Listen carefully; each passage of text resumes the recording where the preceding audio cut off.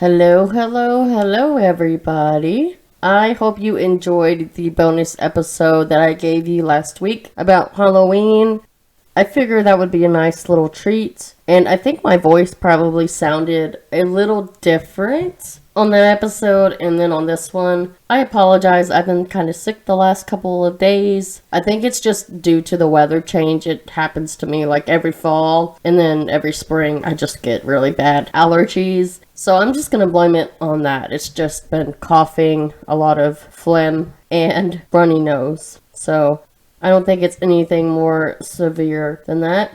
We had a wonderful Halloween, of course. Like I said, our friends are in town from Guatemala. We took their kids trick-or-treating. They've never been before because that's an American tradition. And they loved it so much. We have had just an amazing time with them. Also, something that is coming up is my husband's birthday. And we're planning a little something for it. That's all I'm going to say. Honestly, this may sound horrible, but honestly, I really don't care. I don't think he really listens to my episodes, and if he does, he doesn't say anything. So I don't want to say anything more, just in case. But there are some plans in the works. And yeah, that's all I'm going to say. His birthday is coming up. We're going to have a good time. I'm trying to figure out what we're going to do, but yeah, that's pretty much it. Other than that, I think I've lost like 3 more pounds, which is pretty good. I'm on track, y'all. And this whole time with friends being here, I have not been to the gym once, which is awful because I used to go every single day. It's just my time. I've been so busy with homework, my podcast, my volunteering stuff, student stuff, and making sure to spend time with them. So I just haven't been able to. Also, I've been kind of under the weather, so with being kind of sick, so yeah, I've mainly been a homebody. I haven't really wanted to get anyone else sick either, just in case. I posted pictures of the Halloween costumes. If you didn't guess, I was, as I call it, the godmother, because I'm the boss. Yeah, very lame, right? I actually went to Goodwill and I looked around for inspiration and I saw they had like a woman's suit. And I instantly thought, oh, I could be like a mobster. And it worked out perfectly because then I found a fedora. And then I went shopping for the chief editor, Augie, and found a prisoner costume. And I figured that would just fit perfectly. Me being a mobster and him being my sidekick that's been convicted. So Augie also had a good time. He went trick-or-treating with us. He always enjoys going on walks. Everyone thought his costume was the cutest. And surprisingly, one home that we went to had a couple of dog treats. So that was really nice. So he actually did get some treats. And he didn't do a lot of tricks. Oh man, that was really lame.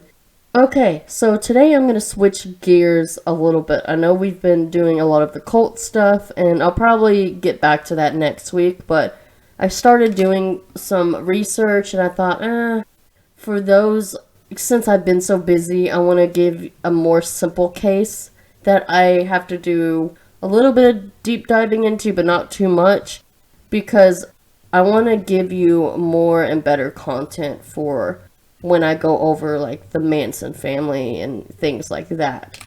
So this one, it's titled the Tarasoff case. And this case has been very controversial among mental health professionals.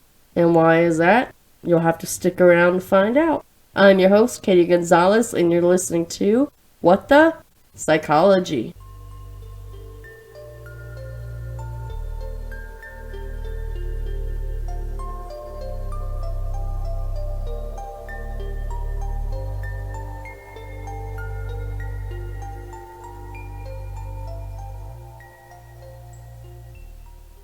Okay, so I'm not gonna actually tell you the reason why this is controversial right away, because I'm gonna make you wait. I want to give you the whole story. This does involve crime, and it is the reason why in mental health it is controversial. And there's a reason why in this case, and you'll probably figure out as I go through the story But in the end, I'm going to give you, like, the full answer, and then you'll probably be like, oh, okay, yeah, I was right. Okay. At a 1968 folk dance in the mustard-colored auditorium at the University of California, Berkeley's International House, a young Indian man eyed a fair young Russian woman as she twirled to an ancient melody that was once part of a courtship ritual. The woman, Tanya Tarasoff, was then a 18-year-old student at Merritt College in Oakland, the daughter of Russian immigrants who moved first to Brazil and then to the United States. Tanya had lived in the States since she was about 14 years old, but her parents, they were very protective of her. They forbid her from wearing makeup, and she struggled against their strict rules. Typical teenager stuff, she would sometimes lie in order to do what she wanted, or waited until she was out of the house to apply her mascara. Honestly, I had rules when I was a teenager, but not so strict of you can't wear mascara. Actually, oh man, I'm going to reveal a lot about myself. I was kind of one of those kids that I had a group of friends, but none of us really fit into anywhere. We were kind of just like a group of friends. We weren't jocks, we weren't theater kids, we weren't really anything. We were all kind of different, but we were all friends since like elementary school, or since like people moved, and we kind of like were like, hey, be our friends. I liked a lot of people. I kind of mingled around. I mingled around with people that were theater, that were very artsy, that were very different. Popular people, it kind of depended on the person. We did have, well, I will say this about our school, is we had a lot of popular people that were very nice, very intelligent, and that were just friendly to everyone. But were also gifted at, things in leadership or academics or sports, whatever. However, there were those few bad pick of the litter that would just bully people. So those are the ones I tried to stay away from. But I was one of those kids where I was really, I'm not going to say was, because I kind of still am, into like heavy metal music and rock music. I wore like eyeliner below my lids, which I still do, but back then I wore it heavily.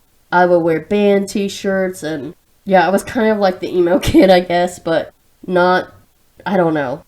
I guess you could define it as that, but my parents never restricted me on when wearing makeup up until like a certain age. Once I was in high school, it was kind of like, okay, but it wasn't like you can never wear makeup, and, it wasn't as authoritarian, which, in another episode, we'll probably talk about parenting styles, but my parents weren't really, like, that strict. Like, they had rules that were reasonable. They didn't have strict rules that were unreasonable, if that makes sense. But it could have also been the culture. I have noticed on my demographics of my podcast that I have international listeners, which I think is one of the coolest things ever. Like, how is someone from a totally different country listening to me here in the States talk to myself? But I'm not sure if I have anyone from Russia. If I do, please speak up and tell me. Like, I don't know if this was the culture back then, because remember, this was 68, whereas at the time here in the United States, things were more lax. More people were kind of like starting to be hippies and that whole thing. So I don't know how it was there. Let me check. I'm gonna see. But even if I don't have any Russian listeners, if I have any that's like close to that area or that may know more of the culture or even know the culture back then, I don't know if that was just her parents. It doesn't state what her parents' religion were, because I know sometimes that can be a factor. But anyways, they were very strict.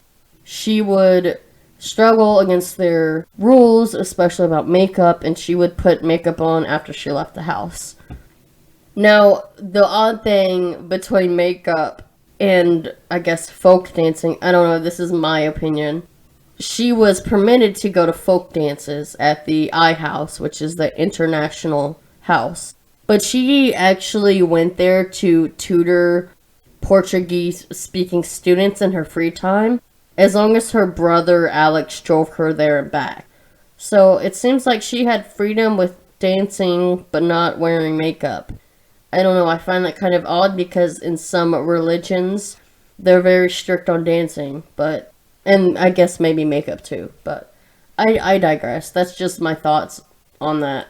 Now, the student who had been staring off at Tanya was a 22-year-old Prozeki Podar. He's from India, so I'm horribly sorry if I pronounce the name wrong. Please correct me. He was a graduate student, which is very impressive at the age of 22, in naval architecture, and he lived at the I House. It's the international house. He also worked as an inspector of marine structures and built miniature model ships in his spare time. He seemed to Tarasoff kind of like an intense young man, but in fact he was unlike most other UC Berkeley students. He was very intelligent. He was from India. He was born there, and he was a member of the Dalits, or the untouchable class. Now, I'm going to explain this because I actually took I don't want to sound like, oh, I'm an expert because I took a class. But in the summer, I did take a introduction to religions class, and I remember about the caste system. So when I read this, I was like, the Dalit or untouchable class, I had no idea what that was because we didn't study that. So I had to actually look this up and figure out kind of what it was.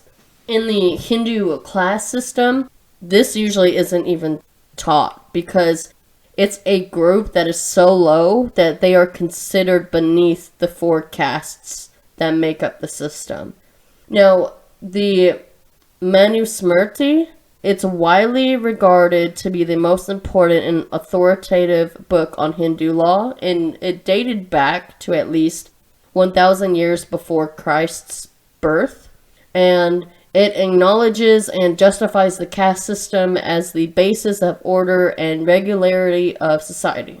The caste system, it divides Hindus into 4 main categories. The Brahmins, which are like the preachers and the teachers. The Kshatriyas, which are the warriors or rulers. The Vaishyas, which is farmers, traders, and merchants. And then there's the Shudras, who are the laborers and they do menial tasks. So many people believe that the groups originated from Brahma, the Hindu god of creation.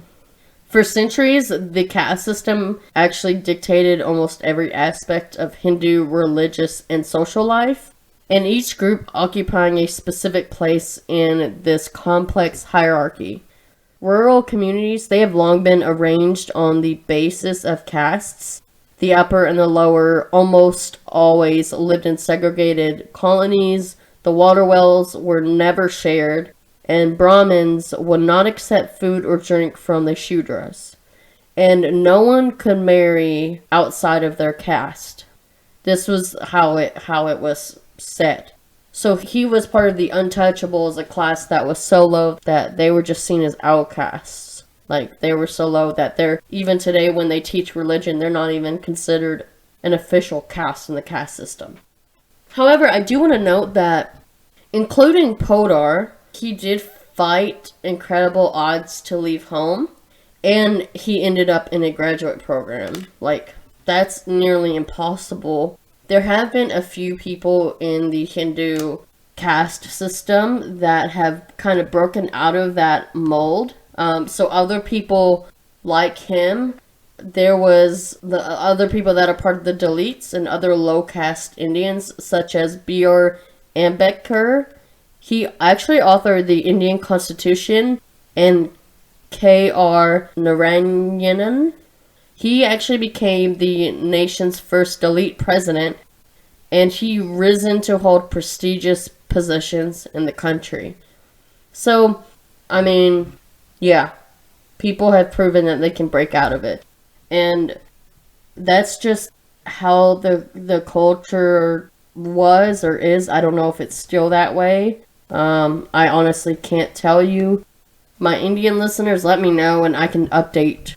I can definitely update people on this. I don't really know much. I just know more of the religion portion. So, that's just kind of a brief. Of course, there's a lot more to the Hindu religion, but that's just the caste system. And that's kind of just shows you the overwhelming obstacles that Podar went through and the potential that he had. He had a lot of potential. So Deborah Blum, she actually wrote a book or a article or something. It says Bad Karma, a true story of obsession and murder. Who do you think this is about? She said that Podar was one of only a handful of untouchables in the whole of India ever to leave for an American university. He beat the odds, you guys. He beat the odds to come here. Not only that, he got into a graduate program. And that's hard. I'm trying to get into a graduate program, and it's a lot of steps. Like, it's insane. I don't know if it was that hard back then, but I know nowadays it's pretty tough. So, the one thing, though, is he did struggle a lot with the culture shock when he landed in the Bay Area during the Summer of Love. Now, remember, during this time, everywhere around him, young people were throwing off cultural expectations in favor of radical experimentation.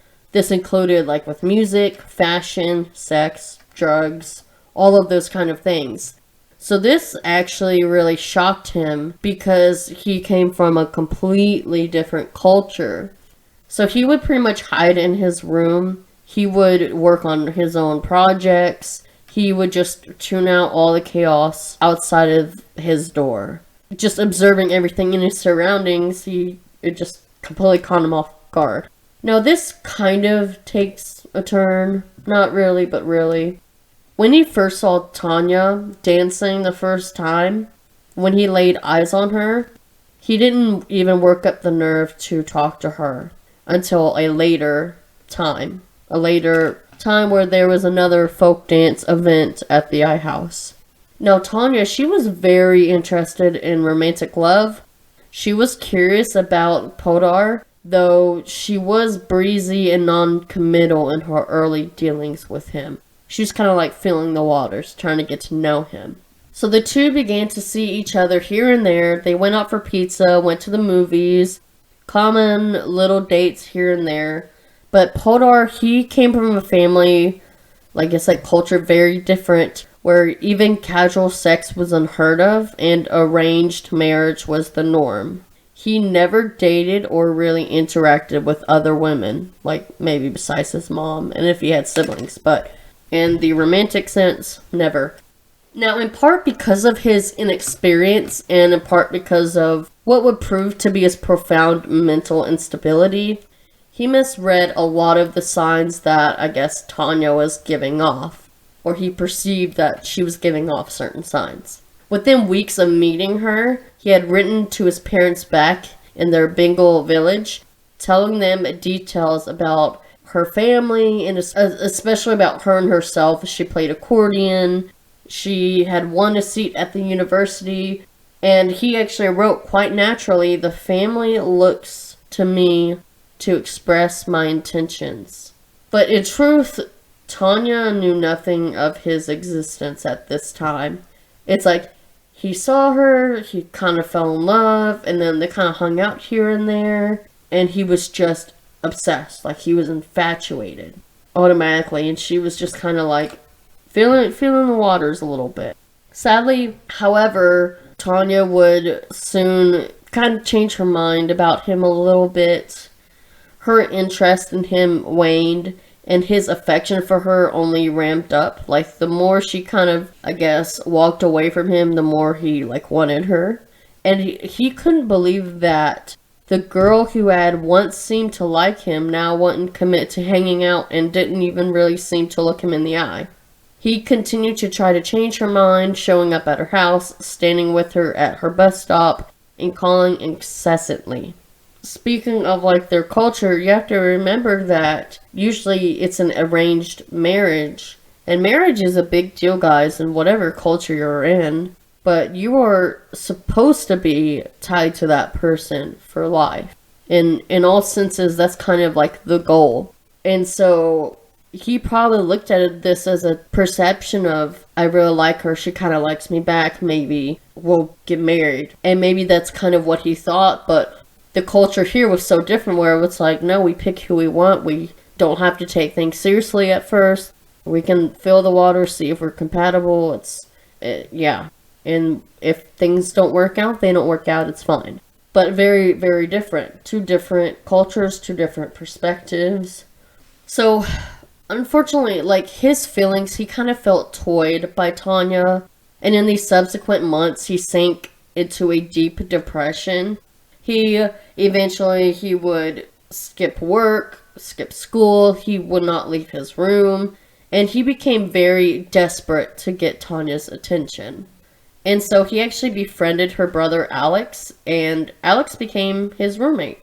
So twice, he actually angrily told coworkers that he would like to blow up Tanya's home, which is very extreme. And according to some accounts, he audio taped his conversations with Tanya, and he would play them back later for clues to her, I guess, her like toying with his emotions and stuff. Like he was kind of torturing himself because she wasn't really that into him at first. Eventually, she did kind of come around. She began to spend more time with him, but she did not think of him as like a boyfriend or anything serious. She just really enjoyed the attention that he was giving her, but she was kind of freaked out occasionally. And when he showed her his journal, it was very detailed and it recorded every minute, every second of their interactions and had like really weird headings like taking my girlfriend to the King of Hearts. But unfortunately, she had a little sense that he was truly dangerous. And according to Blum's account, she would tell him he was crazy and urge him to relax. Yeah, I kind of would too. Like, dude, calm down. It doesn't have to be so serious at first. Like, let me try to get to know you and then maybe we can be something more. But, whew, lordy. And you have to think, this was this guy's first, like, I guess, love. Like, he saw her and was instantly infatuated. So, that's no excuse for how things kind of go, but that is kind of like where his feelings are at. Eventually, at the instance of a friend of his, he did seek help at the campus mental health clinic, and he was treated by Dr. Larry Moore, and he was actually a rising star in psychiatry at the time, which is pretty cool.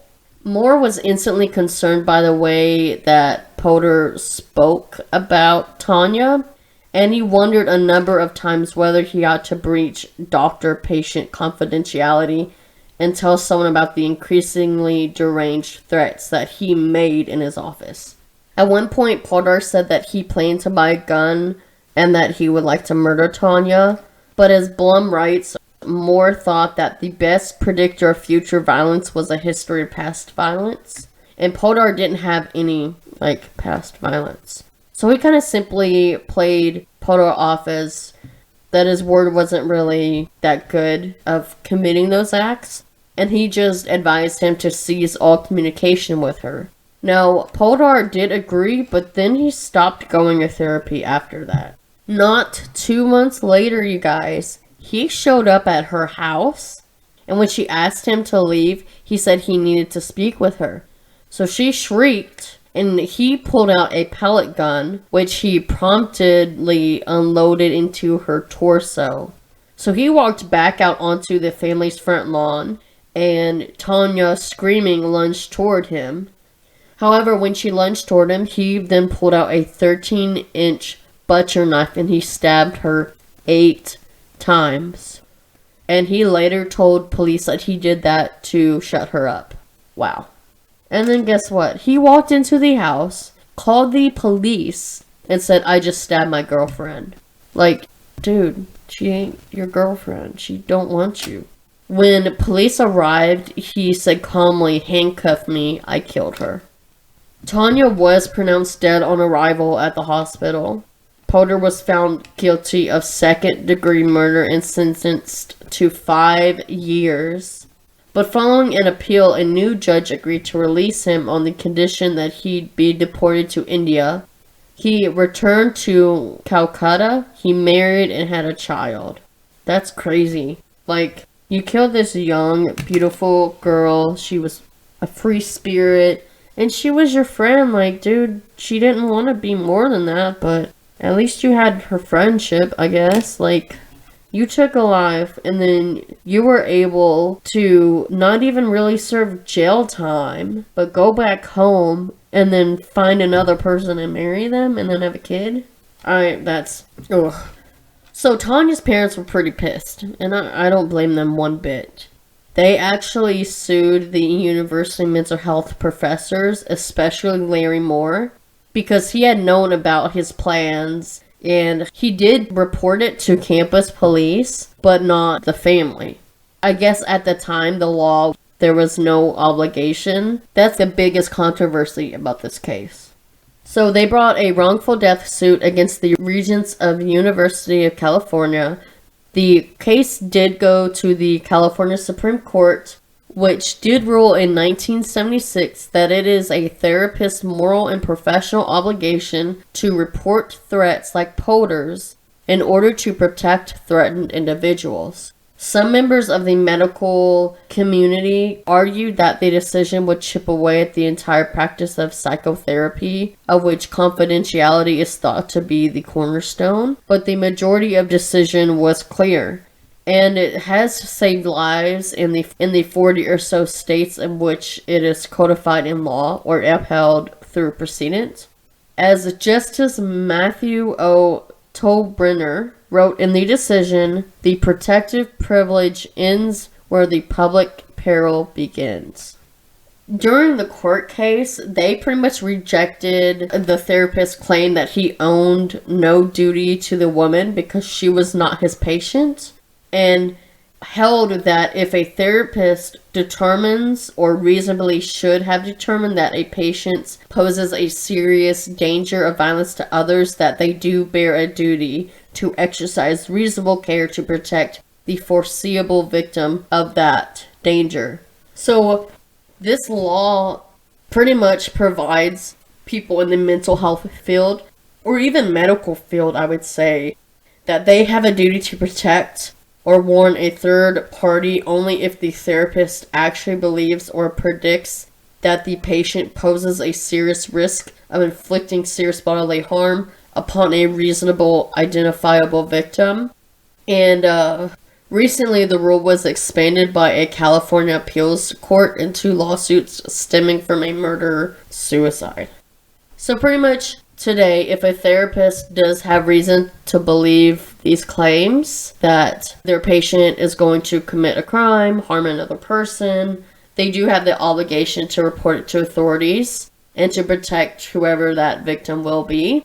And nowadays, it's actually a crime not to do that. Whereas back in the day, it was kind of an up in the air thing. Like, there was no law saying that they should or shouldn't. So now it is a standard feature of psychiatric care. So this does conclude a major change in the doctor-patient confidentiality agreement. Usually, I don't know if people know much about the duty to warn, but because they do still want you to freely talk. And what's cool is I learned about this case in class, like in my clinical psychology class.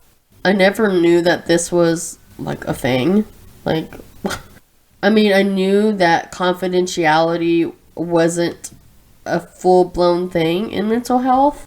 Like, I knew under certain conditions, they can't keep full confidentiality in circumstances as such as this one. So this case, it did set the legal precedent. And I think a lot of people don't know that confidentiality is not absolute. I think most people outside of the mental health profession, they probably assume that therapists hold all information confidential, but of course in cases like this, that's not the case. Now, another big problem that we run into today in the field from kind of what I've been reading is that different states, they have adopted different interpretations of the rules and precedents created by this case and others similar to it.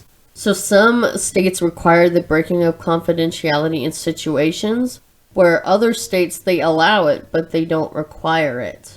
States, they also differ on their definitions of a warning and what should trigger it. In some states, rules even mention that the protecting the client could take the form of intensified treatment or hospitalization of the client without notifying them, while other states' rules make no such mention. In our little clinical psychology book, there has been a recent dilemma kind of going on. In recent decades, I'll say. A lot of clinical psychologists, they have faced a version of the duty to warn decision regarding clients with like HIV/AIDS. So imagine that if you are a psychologist and you have this young 30-year-old single HIV positive client that is seeing you, and they're seeing you for like depressive symptoms. During the course of their conversation, they mention that they've been sexually active and that they sometimes engage in sexual activity that could put their partner at risk, and that he has withheld this information from his partner about him being HIV positive.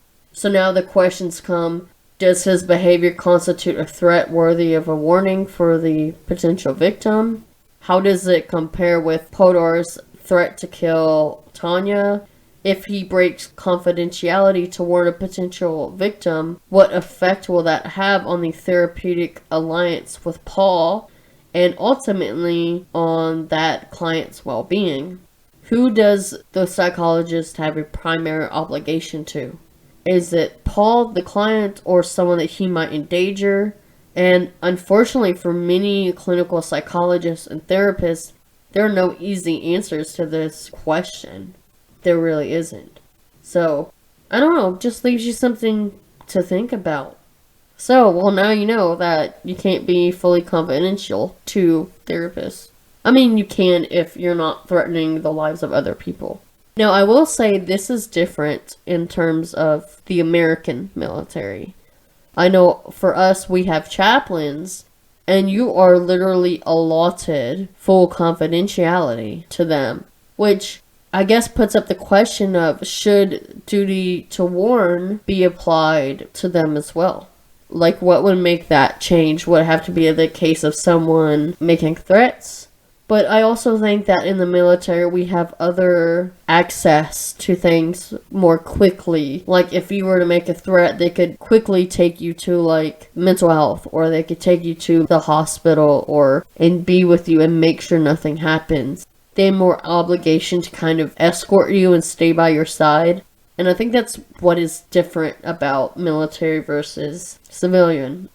But I know most chaplains, that's how they handle those type of situations.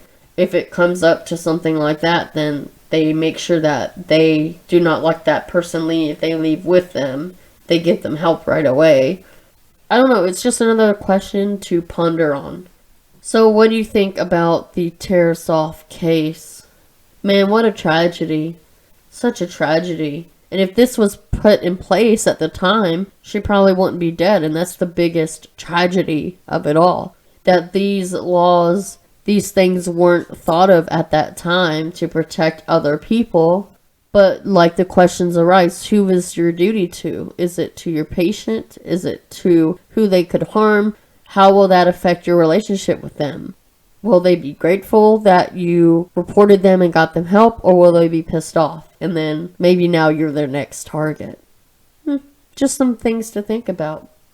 Well, I am your host, Katie Gonzalez, and you've been listening to What the Psychology. Stay psyched, y'all.